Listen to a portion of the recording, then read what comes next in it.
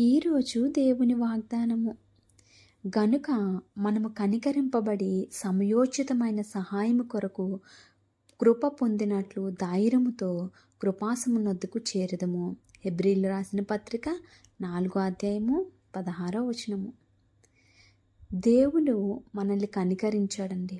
అందుకే మనకి ఏ సమయంలో అయితే మనకి సహాయం అవసరమవుతుందో అప్పుడు దేవాతి దేవుడు మనకు సహాయం చేస్తాడు. కొన్నిసార్లు మనం సహాయం కోరుకున్నప్పటికీ కూడా కొంతమంది వద్ద నుండి మనకు సహాయం అందదు. అది మన మేలుకే అనుకోవాలండి. ఎప్పుడైతే మనకి సరైన సమయంలో సహాయం అందుతుందో అది మన జీవితంలో గొప్ప కార్యం జరుగుతుంది. కొన్నిసార్లు మనము సహాయము కోరుకున్నప్పటికీ కూడా అందదండి. అది కేవలం మన మేలు కొరకే. ఎందుకంటే మనం బైబిల్ గ్రంథంలో యోసేపుని జ్ఞాపకం చేసుకుందాం.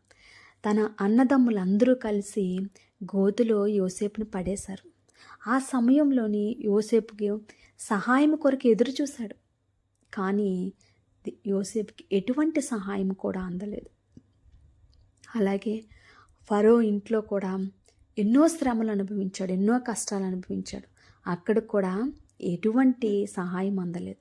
కానీ దేవాతి దేవుడు తగిన సమయమందు యోసేపు పట్ల గొప్ప కార్యం జరిగించాడండి, సహాయం అందించాడు. ఎందుకంటే ముందు అంతా దేవుని వలన ఎటువంటి సహాయం అందకపోయినప్పటికీ దేవాతి దేవుడు ఒకరోజు ఉన్నతంగా నిలవబెట్టడానికి సరైన సమయంలో మనకు సహాయం చేసే దేవుడు. అందుకే ఈరోజు మీరు దేని నిమిత్తం బాధపడకండి, భయపడకండి. దేవుడు మీ పట్ల గొప్ప ప్రణాళికను కలిగి ఉన్నాడు. దేవుడు నీకు సహాయం తప్పకుండా చేస్తాడు. ఒకవేళ ఇప్పుడు ఆలస్యం అవుతే అది కేవలం దేవుని మహిమ కొరకని నమ్మి దేవుడు మన అందరి జీవితంలో గొప్ప సహాయం చేయాలని ఈ కొద్ది మాటలు దీవించి ఆశీర్వదించును గాక. ఆమేన్.